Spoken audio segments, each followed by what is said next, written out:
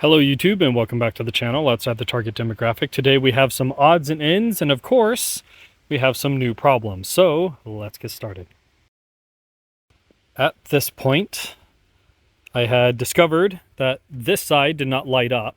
There is a bulb accessible right here and it is a 3893 bulb. You get 4 of them for cheap off of Amazon, so that one went into place. I also know that there's one here, so I need to remove the headlight bulb. I have 1, 2, and this assembly will come out, and I need to replace the bulb for this. Additionally, while the battery is reading 12.9 volts, and I'll show you that here shortly, when I turn the key on, I do not have headlights and I do not have turn signal. I have a completely dead bike. Now, I seem to recall this happened years ago, and just putting it in the garage for a couple days was enough to make that fix itself. And here it's been a couple days, and turns out it didn't fix itself. So we're going to do a little bit of digging, figuring out why my electrical system is completely dead. If you have any insights on that, go ahead and let me know in the comments section. I believe underneath this tank is a fuse, so I'm going to be going after that. And I think I need to pull the tank off anyways to do some general cleaning inside it. Hopefully I can get that kind of taken care of as well. But let's go ahead and get at that bulb and replace it. So with those 2 screws removed, we get into the rat's nest that is the wiring harness here. And right inside here is a light bulb that has long ago blown. So we're going to go ahead and swap that out. And that is, I believe, for the high beam. It may be for the low beam as well, but I'm pretty sure it's for the high beam. It will emit lights back up to the driver and let you know that the system is working. So let's swap it out. All right, with that bulb replaced, it turns out I had lost the other peg. So I believe I'm going to take them both off. I had ordered replacements off of Amazon. I'll keep this one as a spare, and we'll go ahead and swap those out. Before we do, I'm going to try and get as much of that rust off as I can. They still flop and fold into place, which is good. That's for if you go down. And I'm going to polish that up a little bit. There's a nice little nub that'll help hold things in place, and you could tell it worked because it didn't hold this one in place. And we'll go ahead and swap those out. Much better. Now what we run into is my totally not dead battery is not giving me any lights, when we know for a fact it should be giving me lights because it literally did, like what, 2-3 videos ago. And of course I would wait until now when we have a storm coming in, but we're going to do what we can. 1, 2 should remove this bracket. That's going to allow the gas tank to slide right off, so let's pull it. Using a 10mm and not putting it next to the positive contact. Both of these come out. There is a washer that goes with it, so do keep track of those. And now we're going to see if we can lift the tank. All right, so what you'll do is you'll pivot the tank up enough to slide the rubber shock absorber and the bracket off. And here is that fabled fuse I heard so much about. It's blown. It's blown. I hate you, Android. There we go. No, you're still not going to focus. Trust me when I say it's blown. And it's been in there so long and I can barely pull it. But as we see there, big old chunk of metal missing in the middle. So interesting. Apparently I need a new fuse. So it looks like that's going to be a bit of a problem. I believe from the readings I've done online that this is a metric standard, not a American standard. And well, that standard was standard 50 years ago. So I don't know that they make this fuse anymore. It's going to be difficult to find, probably expensive. Carrying spares is going to be tricky. They're glass and prone to breaking and stuff like that. So luckily for me, and to the chagrin of my wife, I am a perpetual hoarder. So I had pulled this automotive fuse wire out of a old ventilator battery that I was replacing during a preventative maintenance. And it turns out this is a 25 amp fuse. that you can buy all day long at any gas station or AutoZone or what have you. So I'm afraid I may have to go ahead and cut these and just put this into place. It's also going to be a little bit more waterproof than this 50-year-old plastic here. So I'm going to go ahead and see if I can't do that before the storm hits. But before that, I'm going to see if I can't just shove these onto the copper and at least confirm that my headlights work. I'm not going to try starting the bike, but let's make sure that everything is functional before we start cutting into things. So very safely, I bent the brass contacts to contact the fuse.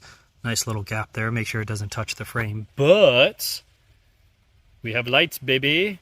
Oh yeah, and that light bulb that I just replaced is working as well. This one I'm not so sure it will, but I know I have turn signal there, and I know my turn signals are now working. This one strobes faster for reasons I don't fully appreciate so far. It is weird. That is on, this is not. Pretty sure that bulb is blown, but it is on the high beam. When I set it to low beam, that goes out, and I still do not have headlights. So apparently, yep, so that is on with the high beam only, which is pretty nifty neat. Let me switch it back to this side, and we do have electricals again, which is good. So we can wire that in a more official capacity, which is nice. But simple fix, and I now know where that fuse is, so happy progress. And again, we have blinking lights with the new fuse holder in place. So I didn't really see a way on the old fuse holder for it not to just be flopping around. So I believe I'm going to find a way to secure this a little better than, you know, not at all. But we do have power, and we do have front brake, rear brake, so we are good there. You know what? I think I'm going to risk trying to turn it over. Let's see how she does. The answer is not bad. Whoops. So, I did drain the tank. Hey.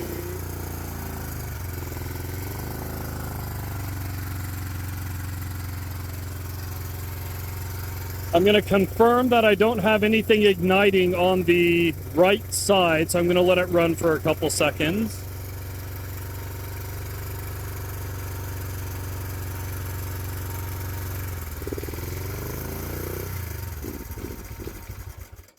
Throaty little thing.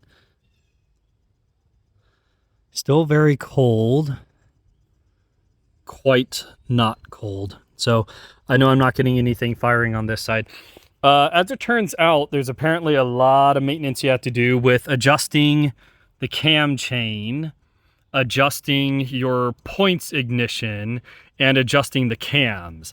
None of which I recall doing on this thing. Now, I think I've only put maybe 2,000 miles on it, so we may be just over that threshold, and it could be as simple as I haven't done those adjustments. So it's firing out of time, or it's not firing at all because those points aren't close enough. So I have been watching a couple videos on My Common Motor, our Common Motor. We'll put it there.